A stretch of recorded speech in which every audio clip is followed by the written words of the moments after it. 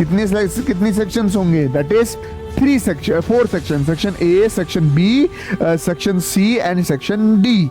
जब role of NGOs, non government organisation, environmental movement, Chipko movement पढ़ के जाना, नर्मदा बचाओ मूवमेंट पढ़ के जाना इस चैप्टर में से, ठीक पढ़ के जाने। एनिमल रिसोर्स में लिविंग स्टॉक, फिश के बारे में पढ़ के जाना। वाटर रिसोर्स में fresh water resource, marine water resource पढ़ के जाना।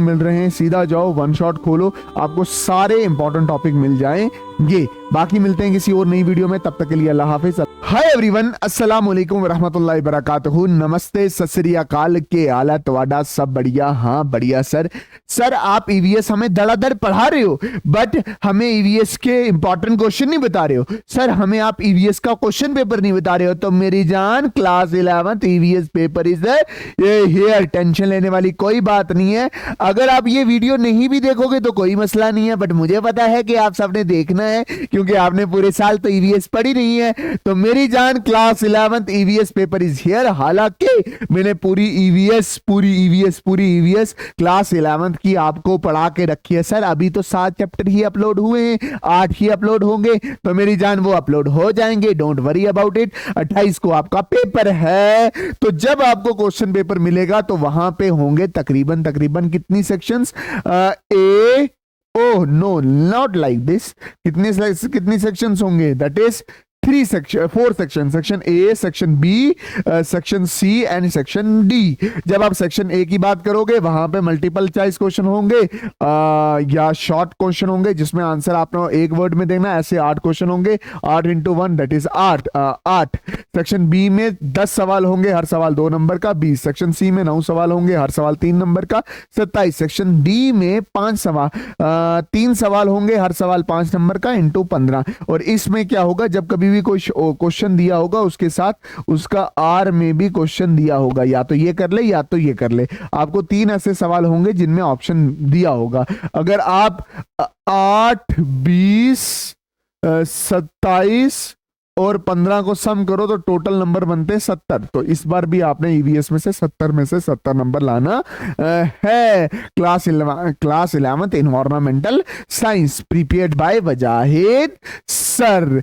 पहला टोटल तकरीबन 10 यूनिट है। पहला यूनिट है अंडरस्टैंडिंग ऑफ इन्वायरमेंट, जिसमें आपको पहला सवाल क्या करना है? That is concept of environment and it's type, physical, biological and social environment, concept, scope and importance of the environment science, component of the environment, lithosphere क्या होता है, हाइड्रोस्फीयर क्या होता है, एटमॉस्फेयर क्या होता है और बायोस्फीयर क्या होता है, ओरिजिन ऑफ अर्थ और इसके रिलेटेड जितनी भी थ्योरीज हैं वो सारी करनी है। ह्यूमन एंड इन्वायरमेंटल रिलेशनशिप, ये सारा पढ़ना है। अगर आगे चैप्टर नंबर 2 पे चलें, दैट इज इकोलॉजी, इसकी डिफाइन और टाइप्स करनी है इकोलॉजी की। Concept and struggle of ecosystem, concept and struggle of ecosystem, ये सारा मैंने वन शॉट में करवाया है। Tropical relationship, food chain, food web, ecological parameters, ये भी करना है। Function of ecosystem, ecological succession, types और उसकी स्टेजेस भी करनी है। डन। फिर है इकोलॉजिकल इंटरेक्शन एंड पॉपुलेशन, इसमें इकोलॉजिकल इंटरेक्शन और उसकी टाइप्स पढ़नी है। Interspecific positive interaction and negative interaction के बारे में पढ़ना है। Intraspecific cooperative and competitive interaction के बारे में पढ़ना है। अडॉप्टेशन क्या होता है, नीड और types of adaptation with special reference to the wind, light and temperature के बारे में अच्छे से पढ़ना है। सर ये सारा चीजें कहां मिल जाएंगे? वन शॉट खोलो, आपको हर एक कंसेप्ट क्लियर हो जाएगा। पॉपुलेशन इकोलॉजी में concept of species, population community, population dynamic, population growth, factor regulating the population growth, human population growth, ये सारा मैंने बता रखा है। एनर्जी रिसोर्सेज में concept of energy, non renewable source of energy, non renewable source of energy में कौन सा? Coal, petroleum and natural gas. Renewable source of energy में कौन सा? पानी, विंड, है ना, पानी, विंड एंड सोलर वाला पढ़ लेना, ठीक है। न्यूक्लियर एनर्जी स्पेशल केस पढ़ना है, इसके डिसएडवांटेज एडवांटेज दोनों पढ़ने हैं, और बायोफ्यूल भी, ठीक है। इसलिए मैंने बीच में मैं क्या बोलता हूं कि आपको इतना उतावला नहीं होना, जो बोल रहा हूं उसको अच्छे से समझो। फिर earth, environment and natural disaster, atmosphere, structure composition, hydrosphere, lithosphere, biogeochemical cycle, और नेचुरल डिजास्टर में आपने क्या क्या बायोजियोकेमिकल साइकिल में आपने कार्बन की साइकिल, नाइट्रोजन की साइकिल, और कार्बन, नाइट्रोजन और कौन सी किसकी साइकिल करनी है? दैट इज फॉस्फोरस की साइकिल करनी है, कार्बन, नाइट्रोजन और फॉस्फोरस की साइकिल करनी है, ठीक। उसके बाद नेचुरल डिजास्टर में आपने फ्लड्स के बारे में पढ़ना है, ठीक है। उसके बाद वोल्केनिक इरप्शन के बारे में पढ़ना है, और उसके बाद अर्थक्वेक के बारे में पढ़ना है। हालांकि ये सारा मैं करवा चुका हूँ।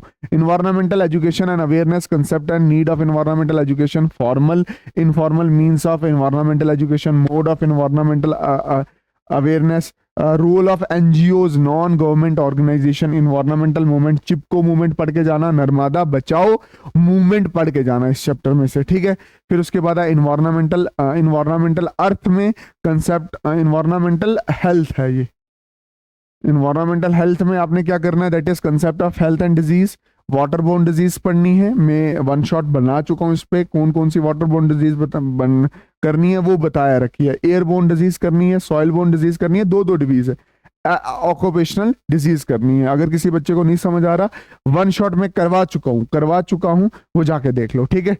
नहीं अगर अभी तक आया तो आपको आ जाएगा। उसके बाद है that is natural resources. Natural resource में फॉरेस्ट रिसोर्स पढ़ के जाना, टाइप्स ऑफ फॉरेस्ट इंडिया में, टाइप्स ऑफ फॉरेस्ट वर्ल्ड में पढ़ के जाने। एनिमल रिसोर्स में लिविंग स्टॉक फिश के बारे में पढ़ के जाना। वाटर रिसोर्स में fresh water resource, marine water resource पढ़ के जाना।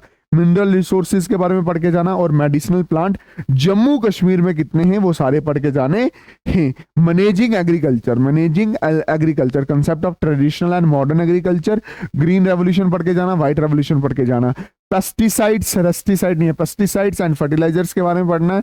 इंटीग्रेटेड पेस्ट कंट्रोल और फूड सिक्योरिटी के बारे में पढ़ना है। यहाँ पे मैंने आपको बता दिया कितने इंपॉर्टेंट टॉपिक हैं। सर कहीं से ये टॉपिक नहीं मिल रहे हैं, सीधा जाओ वन शॉट खोलो, आपको सारे इंपॉर्टेंट टॉपिक मिल जाएंगे। बाकी मिलते हैं किसी और नई वीडियो में, तब तक के लिए अल्लाह हाफिज, अल्लाह राखा, शुभ रात्रि, जय हिंद। जम्मू जिंदाबाद, कश्मीर जिंदाबाद, जम्मू कश्मीर जिंदाबाद। मेरी जान एक चीज ध्यान में रखना कि मैंने ईवीएस भी कंप्लीट किया, आपकी फिजिक्स भी, केमिस्ट्री भी, जोलॉजी भी, बॉटनी भी कंप्लीट की है। बात समझिए, फिजिकल एजुकेशन में कंप्लीट नहीं कर पाया क्योंकि लाइट का बहुत बड़ा इशू है, ठीक है। तुम जिंदाबाद, हम जिंदाबाद, जम्मू जिंदाबाद, कश्मीर जिंदाबाद, जम्मू कश्मीर जिंदाबाद और हिंदुस्तान जिंदाबाद। Good luck.